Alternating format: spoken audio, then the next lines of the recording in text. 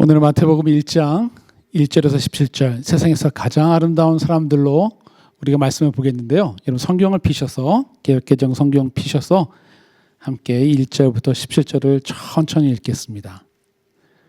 1절부터 17절의 말씀 마태복음 우리 같이 읽겠습니다.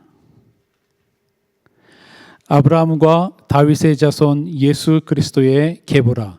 아브라함이 이삭을 낳고 이삭은 야곱을 낳고 야곱은 유다와 그의 형제들을 낳고 유다는 다말에게서 베레스와 세라를 낳고 베레스는 헤스론을 낳고 헤스론은 람을 낳고 람은 아미나답을 낳고 아미나답은 나손을 낳고 나손은 살몬을 낳고 살몬은 라합에게서 보아스를 낳고 보아스는 룻에게서 오벳을 낳고 오벳은 이새를 낳고 이새는 다윗 왕을 낳으니라.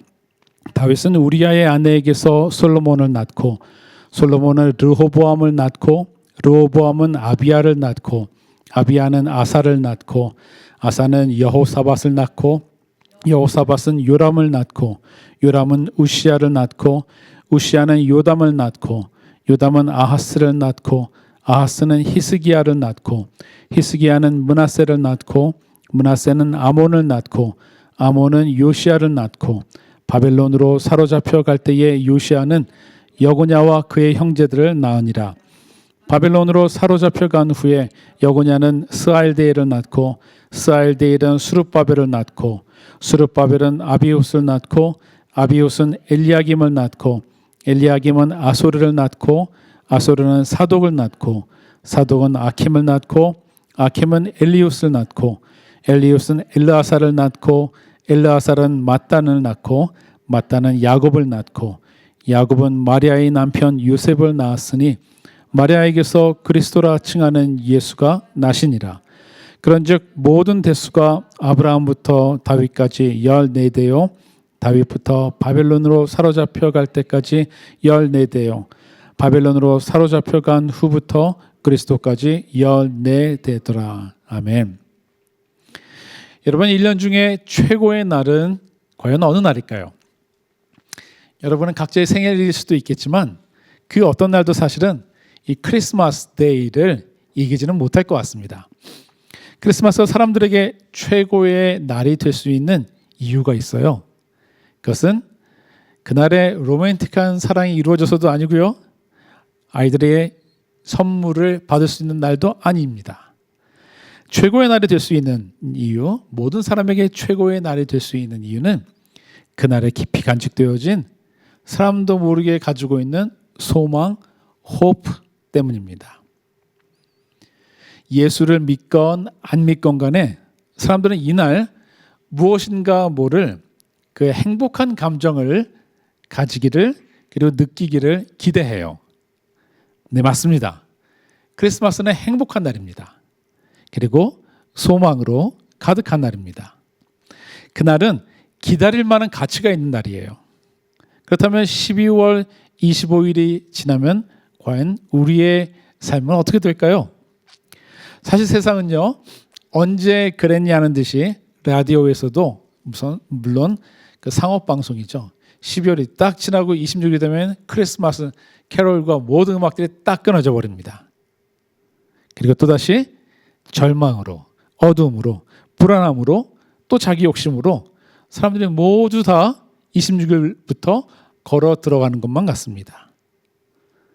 미안하지만 우리는 그런 크리스마스를 거부합니다. 여러분, 그것은 진짜 크리스마스가 아니에요. 그렇다면 진짜 크리스마스는 어떤 것입니까? 우리가 읽은 신약성경의 첫 번째 책인 마태복음은요, 크리스마스를 향해서 우리를 인도합니다. 오늘의 이야기를 통해서 크리스마스에 담겨진 이 특별한 1장 1절에서 17절에 담겨진 네 가지 의미를 우리는 오늘 배우려고 합니다. 이 네 가지 진리는 우리를 참 희망의 빛을 향해서 우리가 걸어갈 수 있도록 우리를 힘주고 인도할 겁니다. 첫 번째로 우리가 배우고자 하는 것은요, 우리 파워포인트를 볼까요? 복음은 좋은 충고 정도가 아니라 좋은 소식이라는 것입니다. Gospel is good news, not good advice. 마태복음 1장 1절을 읽어보겠습니다. 우리 같이 읽어보겠습니다. 아브라함의 자손이요 다윗의 자손인 예수 그리스도의 계보는 이러하다.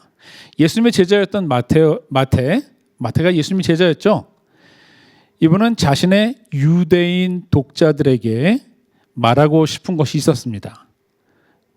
그것은 크리스마스, 예수님의 탄생에 대한 이야기가 historical, 역사적인 사실이라는 것입니다. 여러분, 이것은 우리를 설득하는 이야기가 아닙니다. 이 이야기는요, 우리 보고 풍부한 상상력을 가지라고 우리를 초대하는 것도 아닙니다. 동화 같은 이야기 아니에요.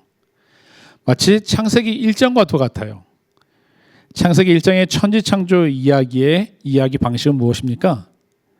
천지창조 이야기는 사람들을 설득하고 사람들에게 설명하는 것이 아닙니다.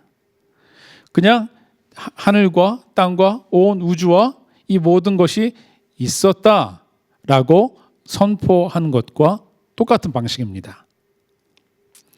제 친구 중에 어린 딸이 어느 날 그냥 쓰러지기 시작했습니다. 그 쓰러지는 것은 예고치 않고 일어나는데 저와 함께 이렇게 식사하는 중에도 마치 로봇의 그 배터리가 갑자기 닿아서 멈춰버리는 것처럼 그냥 이게 숟가락을 들고 있다가 그대로 멈춰버리는 겁니다. 그 전에 그 딸의 아픈 이야기를 듣고 있었던 터라서 제가 그 상황 속에서 안 놀라려고 애를 썼지만 사실 속으로는 너무나도 놀랐습니다. 그런 것을 본 적이 없기 때문에. 그 아이는 나중에 병원에서 정밀 검사를 받았고요. 의사로부터 뇌의 아주 조그마한 종양이 이 뇌파의 자연스러운 흐름을 방해해서 자꾸만 멈추게 하고 쓰러지게 한다는 겁니다. 그리고 심한 경우에는 경련을 일으키고요. 그리고 나을 수 있으니까 이제부터 치료를 시작하자라고 권했습니다. 자, 여러분의 자녀가 이런 상황이라면은 여러분 그 의사에게 뭐라고 대답하겠습니까? 아, 그래요? 좋은 충고, 애드바이스 감사합니다. 안녕히 계세요. 수고하셨어요. 하고 여러분 그 딸을 데리고 나와버리겠습니까? 그리고 이전처럼 그냥 살아가시겠어요? 여러분 그 부모가 정상적인 사고를 한다면요. 이 상황에서 나오는 의사의 이야기를 충고, 애드바이스로 받아들이지 않고 사실에서 나온 뉴스로 듣고 그 다음에 내가 어떤 행동으로 옮겨가게 된다는 것입니다. 그것이 자연스러운 거예요. 그런데 많은 그리스도인들과 교회들이 사실은 이 예수님이 전한 복음을 오늘날도 좋은 충고, 애드바이스 정도로 생각하고 있다는 것입니다. 옵셔널이라는 거예요. 사랑하는 우리 교회 성도 여러분, 이 마태가 전하는 복음 이야기, 그것은 좋은 소식입니다. 굿 뉴스예요. 우리의 삶을 전혀 다른 모습으로 바꿀 수 있는 하나님의 능력과 비밀에 대한 이야기입니다. 자, 우리가 이 이야기에서 두 번째로 보고자 하는 것은요, 우리 파워포인트에 이 복음의 이야기는 우리가 다른 이야기들을 읽는 눈조차도 바꾼다는 것입니다. 연말이 되면서 극장에는 막 새로운 영화가 쏟아지기 시작합니다. 사랑 이야기, 혹은 범죄 집단과 싸우는 이야기, 납치당한 친구를 구해내는 전직 정보요원의 이야기, 혹은 크리스마스를 훔치려고 했던 녹색 괴물 그린치, 혹은 슈퍼히어로가 나와서 막 세상을 구원내고 사람을 돕는다는 그런 이야기들이 나옵니다.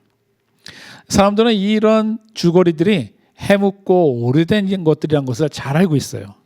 그럼에도 불구하고 이맘때가 되면 또 돈을 주고 영화관에 가서 팝콘을 사고 콜라를 사고 거기에 앉아 있습니다. 어쩌면 사람들은 우리가 살고 있는 나의 삶에서 풀어낼 수 없는 이 억울하고 답답한 문제들이 그 누군가의 그 초자연적인 슈퍼내추럴한 그 힘에 의해서 이것을 해결되어지기를 간절히 바라는 마음이 있어서 그런 것 같지 않습니까?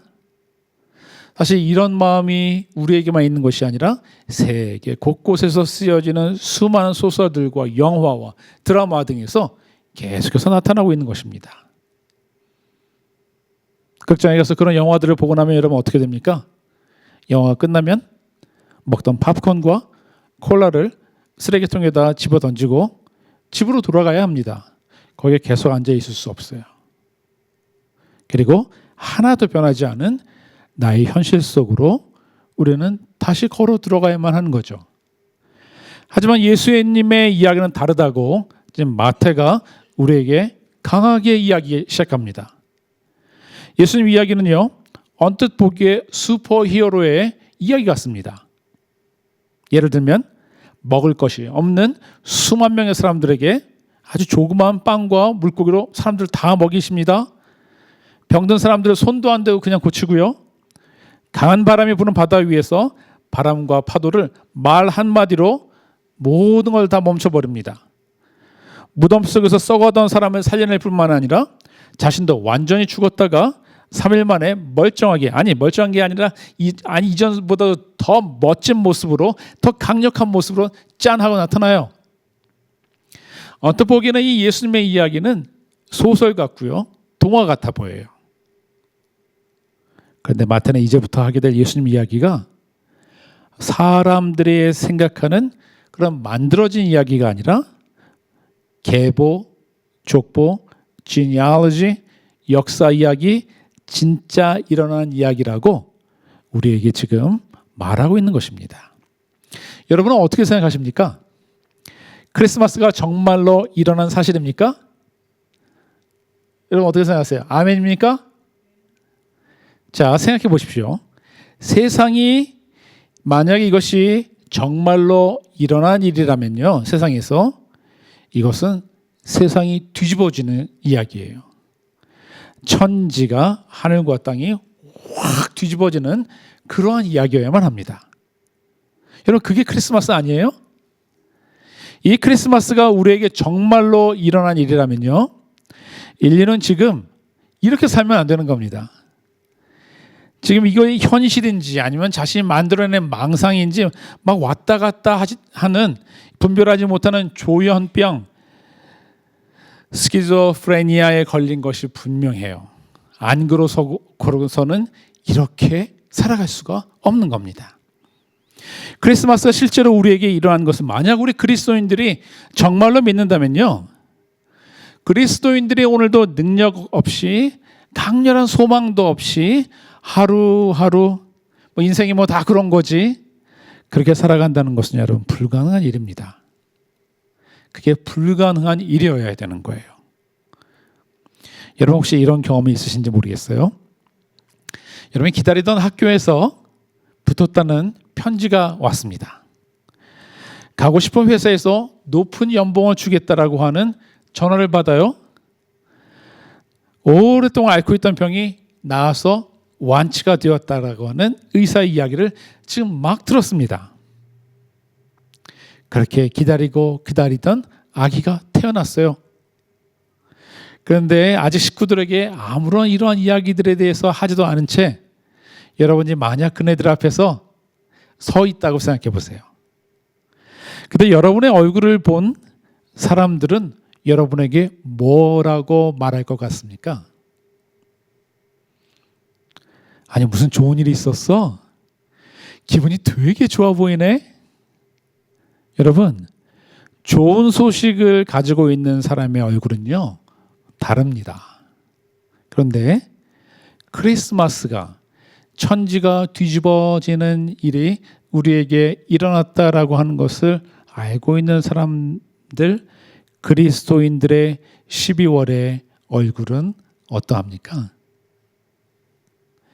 안타깝게도 곳곳에서 발견되는 이 그리스도인들의 모습은요, 이렇게 놀랍고 복된 크리스마스를 마치 한 번도 들어본 적 없는 것처럼 살아가고 있는 것이 우리 그리스도인들의 현실의 모습입니다.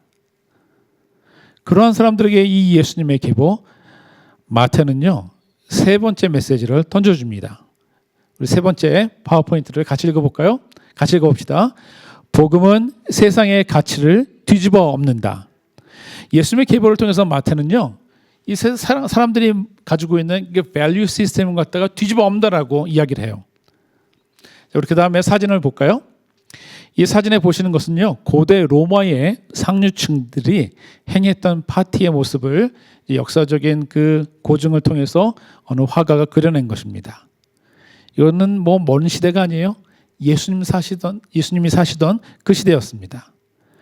화려한 옷을 입고요, 여자와 남자가 뒤엉키고 음식이 넘쳐나 바닥에 뒹구르고 있습니다. 먹다 남은 음식을 바닥에 던져 마치 모자이크처럼 만들면서 그것이 예술이라고 이야기하는 사람들도 있었습니다. 자랑했대요. 인류학자들, anthropologist들은요, 예수님 당시에 힘과 권력과 부를 가지고 있었던 로마인들이 과연 어떠한 value system, 어떤 가치를 가지고 살았는지 이 그림 하나를 통해서 말해줍니다. 사람들은 이런 생활을 하기 원했어요. 빌라도도 여기에 초대되어지기를 원했고 저기로 가기를 원했습니다.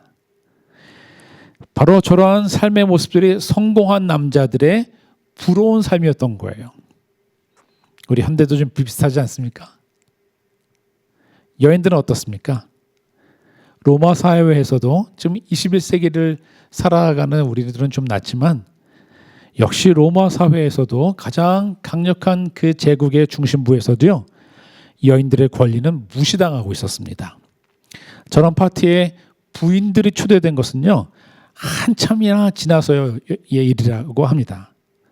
하물며 그 당시 때 로마 제국에 한참을 멀리 있었던 이스라엘 지방, 유다 지방, 로마 제국에 정복되어 있었던 그 아주 조그만 동네, 그 시골 이스라엘 지방에 사는 유대인 여인들은 과연 어떠했겠습니까? 어떤 대접을 받으면서 살았을 것 같아요? 우리는 그들이 없는 사람들처럼 철저한 man-centered, 남성들 중심의 세계 속에서 소외되었던, exclude 되었었던 minority였다는 것을 성경의 역사를 통해서 우리는 알고 있습니다. 그런데 예수님의 가족 이야기예요. 여러분이 아까 읽으셨던 마태복음 1장 1절에서 17절의 이야기에 보면요, 갑자기 여인들 이야기가 나옵니다. 여인들의 이야기는 다말, 라합, 룻, 우리아의 아내, 그리고 마리아까지 나옵니다. 2000년 전에는요, 요즘보다 더합니다. 여러분들은 족보가 있으신지 모르겠어요. 저는 족보를 본 적이 없습니다. 전쟁 중에 다 타고 그래서 족보를 본 적이 없는데요. 제가 알고 있는 대한민국의 족보 사회에서는 그렇습니다. 남자들이 나타나는 거죠. 남자들이 나타나는 겁니다. 2000년 전에 유대 지방이 어땠습니까? 더했습니다. 이 족보 이야기를 듣는, 특히 마태복음을 읽는 유대인들은요, 딱 들으면서 무슨 생각이냐면, 이게 도대체 무슨 이야기냐는 것입니다. 아마 마태 옆에 있었던 또 다른 그리스도인들은 마태가 이것을 쓴 것을 보고는, 아니 꼭 굳이 여자들 이름을 넣어야 돼요? 이것을 읽는 사람들이 얼마나 싫어할지 알면서 이 이름을 넣어요? 그런데 거기에 더해서 이 족보에 나온 이 여인들의 대부분은요, 유대인도 아닌 Gentiles, 이방인 여자들이었습니다. 거기서 멈추지 않아요. 마태는요, 마태는 넘쳐납니다. Too much. 마태의 크리스마스 이야기는요, 사람들의 속을 뒤집어 놓습니다. 그 여인들의 배경 때문이에요. 그 여인들의 배경은 여러분 지금도 마찬가지지만 성경에서 가장 더럽고 추한 이야기가 함께 들어져 있는 이야기예요. 사람들이 그 이야기를 기억나게 합니다. 마태복음 1장 3절의 말씀을 같이 읽을까요? 같이 읽겠습니다. 유다는 다말에게서 베레스와 세라를 낳고, 여러분 다말이라는 이 여인은요, 유다라고 하는 사람의 부인이 아니었어요. 이 여인은 유다의 아들의 아내, 곧 며느리였습니다. daughter-in-law였어요. 그런데 자신의 남편이 죽었어요. 유다의 아들이 죽었죠. 원래 유다의 법에 의하면 이 아들이 죽으면요, 자신이 가지고 있는 다른 아들을 줘야 되는데 안 주고 말았습니다. 아들을 안 준다는 것은 결국은 이 과부가 된 여인 보고 죽으란 얘기예요. 그 일을 하지 않자 시아버지 유다를 속이기로 하고 그 아버지와 잠을 자게 만들었습니다. 그 방법은 자신을 매춘부로 prostitute로 위장을 한 것이에요. 참 대단한 집안 이야기 아닙니까? 생각해 보세요. 이 시아버지 유다는요, 그냥 아마 이 삶이 좀 안 좋았던 것 같아요. 창녀를 찾아갔고요. 며느리는 그런 것을 알고 있었던, 그의 삶을 알고 있었던 이 다말은요, 시아버지를 속이고 자신이 프로스티튜트로 위장을 해서 결국 잠을 같이 자고 아이까지도 가지게 됩니다. 이런 근친상간, 인섹스 행위는요, 성경 어디를 보나 하나님의 법에 어긋나는 거예요. 이것은 acceptable한 거 아닙니다. 한국에서는 이것을 폐륜이라고 해요. 유대인을 대상으로 해서 쓴 마태복음에서 마태는요, 복음의 처음에 이런 말도 꺼내기 싫은 이 가족의 이야기, 지워버리고 싶은 이야기를 지금 써내고 있습니다. 여러분, 이런 가정에서 누가 오신 거예요? 예수 그리스도 메시아가 오신 겁니다. 자, 마태복음 1장 5절과 6절에는요, 세 명의 여인 이름이 줄지어 나옵니다. 우리 같이 읽어봅시다. 살몬은 라합에게서 보아스를 낳고, 보아스는 루색에서 오벳을 낳고, 오벳은 이새를 낳고, 이새는 다윗 왕을 낳았다. 다윗은 우리아의 아내였던 이에게서 솔로몬을 낳고. 여러분, 라합은 누구였습니까? 사람들이 이집트에서 탈출하고 나서, 출애굽하고 나서 40년이 지났습니다. 여호수아가 이스라엘 백성과 가나안 땅에 처음 들어가서 멸망시킨 여리고성이라는 데를 여러분 아마 요단강 너머서의 그 여리고성을 기억할 것입니다. 라합은 그곳에 성벽에 살던 여자였어요. 그 여인은 성벽에서 도대체 뭘 하면서 살았습니까? 그 여인도 프로스티튜트였습니다. 가나안 사람이라고 한 것들도 모자라서 지금 직업이 매춘부였던 것입니다. 자, 그 다음에 나오는 룻은 어떻습니까? 이 여인도 이방 여인이었습니다. 남편을 먼저 떠나보낸 과부였습니다. 자, 그런데 조금 시간이 지나서 계보에 자랑스러운 다윗이 나와요. 자, 이런 다윗 이야기가 나오면 사람들의 마음이 조금 어휴야 이렇게 할 것 같습니다. 그런데 다윗 이야기가 중요한 게 아닙니다. 그의 여러 부인들이 낳은 아들 중에서, 왜냐하면 다윗이 여러 명의 그 부인들이 있었거든요. 하필 예수님께로 이어진 사람이 있다라고 마태가 이야기하면서 누구를 얘기를 해요? 우리아의 아내입니다. 그녀에게서 솔로몬 왕이 태어났거든요. 여기서 마태는 이 부끄러운 집안 이야기에서요, 클라이맥스를 찍습니다. 그녀의 이름은 무엇이었습니까? 원래 바세바였습니다. 여러분 잘 아시는 바세바. 근데 마태는 바세바는 이름 안 쓰고요, 뭐라고 해요? 다윗의 치명적인 죄를 끄집어내면서 우리아의 아내라고 얘기를 합니다. 여러분이 아시는 것처럼 우리아는 다윗 왕의 충성스러운 군인이었습니다. 근데 어느 날 다윗이 우리아의 아내 바세바를 보고는 가져버렸어요. 이것이 들킬 것 같고 임신이 되자 다윗은 자신의 충성스러운 부하인 우리아를 전쟁터에서 죽여버리고 맙니다. 배신당하여 죽고 우리아의 아내 바세바는 결국은 다윗의 아내로 슬쩍 되었던 것입니다. 여러분, 크리스마스 이야기가 이런 겁니다. 좀 무섭지 않습니까? 막 초록색 나무와 베이비 지저스 이런 거 나와야 되는데 마태가 이야기하려고 하는 크리스마스 스토리는 전혀 다른 것 같아요. 이런 충격적인 이야기들을 하는 도대체 이유가 뭡니까? 이 여인들을 통해서 우리가 알게 되는 것은 무엇이에요? 크리스마스에 복된 소식이 있다는 겁니다. 여러분, 여기서 다른 데로 눈을 돌리면 안 됩니다. 그 호러, 이 스릴러 같은 이 지저분한 이야기에 여러분이 이렇게 빠지면 안 됩니다. 마태가 원하는 건 그게 아니에요. 예수님이 이 세상이 소중하다고 생각하는 가치를 뒤집으러 오신 분이라고 지금 얘기를 하는 거예요. 세상의 문화, 생각, 명성, 부, 성공 이런 것들은요, 예수님이 가지고 오신 세상에서는요 통하지 않는다는 거예요.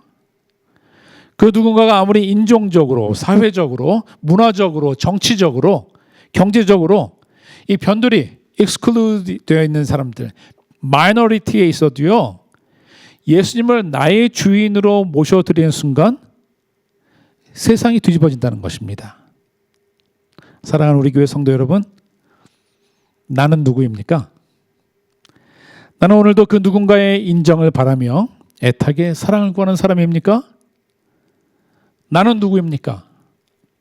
남들이 가지고 있지 않은 그 무엇인가를 나만은 가져서 나의 괜찮은 것을 증명해 보이려는 사람입니까? 우리 교회 형제님들, 자매님들, 여러분 마태가 이야기하는 이 크리스마스의 이야기를 들어보세요. 하나님도 예수님도 성령님도 여러분과 저를, 우리를 결코 부끄러워하지 않으세요.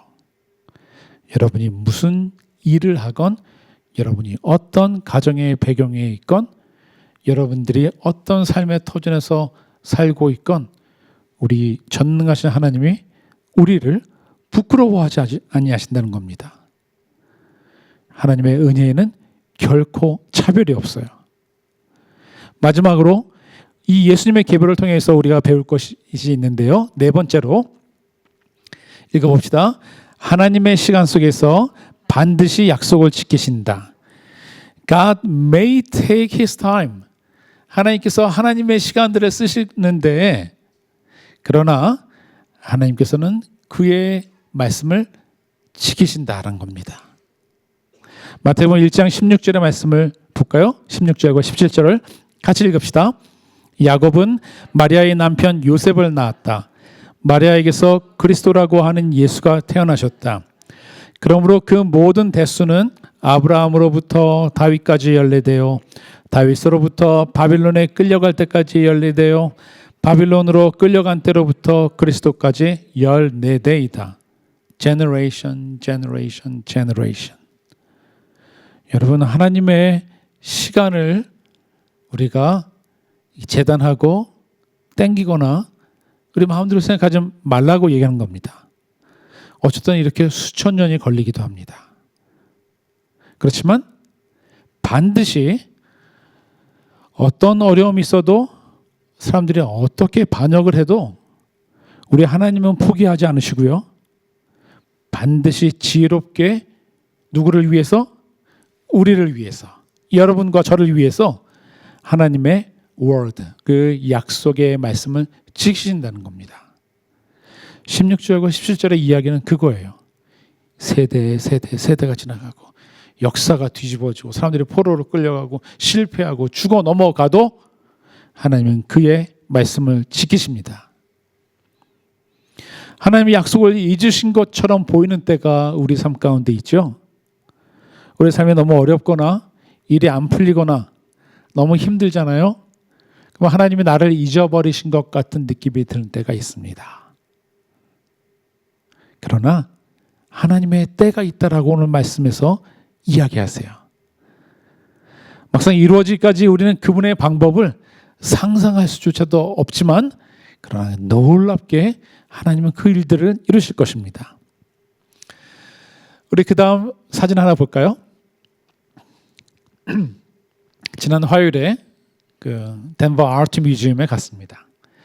제가 그런데 이게 돈 주고 원래 가는 사람이 아닌데, 제가 좀 이렇게 저의 삶을 좀 바꿔봐야겠다는 생각이 들어서 아트 뮤지엄에 제 아내와 제가 그 연회비를 내고 이렇게 들어갔습니다. 공짜로도 들어갈 수 있는 길이 있었어요. 왜냐하면 그 아시는 분이 있어서. 근데 너 저 돈 내고 가겠습니다. 당당하게. 여러분 저 늘 얘기하시잖아요. 우리 교회 이성환 목사는 이 자존심이 있어야 된다고. 공짜 하고 다닐 수 없잖아요, 그죠? 돈 내고 들어갔습니다. 거기에 코디네이터 하시는 분이, 큐레이터 하시는 분이 이제 한국에서 오신 분이 있어요. 한 3년 정도 되신 분인데, 이분이 저희가 간다는 것을 알고는 마중을 나왔습니다. 여러분들도 가신다 그러면은 저랑 같이 그렇게 특별한 에스코트를 받을 수 있습니다. 그분이 특히 자기의 분야, 한국에서 그 국립박물관에서 가지고 온 돈을 많이 가지고 온 거죠. 분청사기라는 것을 가지고 왔어요. 분청사기라는 것은 뭐냐면은 원래 청자랑 고려시대의 청자, 그 다음에 조선시대의 백자 사이에 그 잠시 있었었던 청자에다가 백색 분칠을 했다고 해서 분청사기 그릇이라고 한답니다. 근데 거기에는 아주 귀한 그릇도 있었어요. 그래서 뭐였냐면 왕자들의 탯줄 있죠. 왕자들의 탯줄을 다 모아놨었던 항아리도 있었고요. 어떤 사람들의 관청에서 쓰던 그런 그릇들도 있었습니다. 그런데 한 섹션에 저런 게 있었어요. 여러분 보시기에 저 그릇이 어때 보입니까? 만들다가 휘어지고 어떤 거는 깨지고 어떤 것들은 조각이 박살이 났습니다. 사실 저것은 계룡산이나 이런 데서 그 가마를 굽던 곳 주변에서 발견되어졌던 버려졌던 그런 사기 그릇이에요. 여기 보시는 것처럼 저거는 사실 누가 사겠습니까? 그런데 시간이 지나고 나서 우리 현대의 우리들에게는 저것이 어떤 의미가 있다고 해서 국립박물관에서 저거를 가져다가 10가지의 덴보까지 보내서 우리 보고 보라고 저걸 보내준 겁니다. 여러분은 여러분의 삶과 여러분의 인생을 여러분 뭐라고 여러분들은 이름 짓고 justify하고 거기에다가 설명을 붙이겠습니까?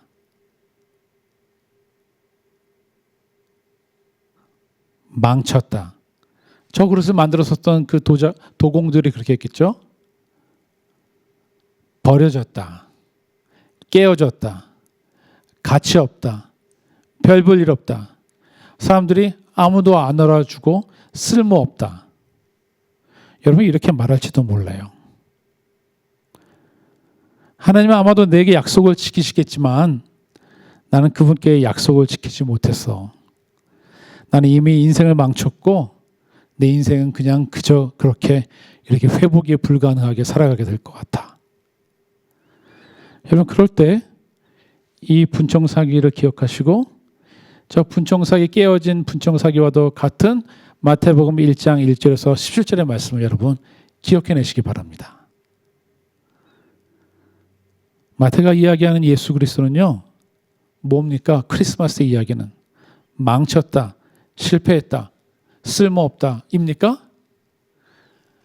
사람들이 이렇게 힘들고 고달프게 살고 실패하고 좌절했지만 하나님의 사랑과 능력은 그 한 사람 한 사람들을 붙잡아서 그 은혜의 패밀리로 부르시고 이제 예수의 가족으로 이 사람들이 지금 있습니다 라고 하는 승리의 이야기, 감동의 이야기로 오늘 17절까지 그 이야기가 쭉 이어지는 것입니다. 여러분은 누구입니까? 여러분의 삶에 은혜가 넘치는 사람들입니다.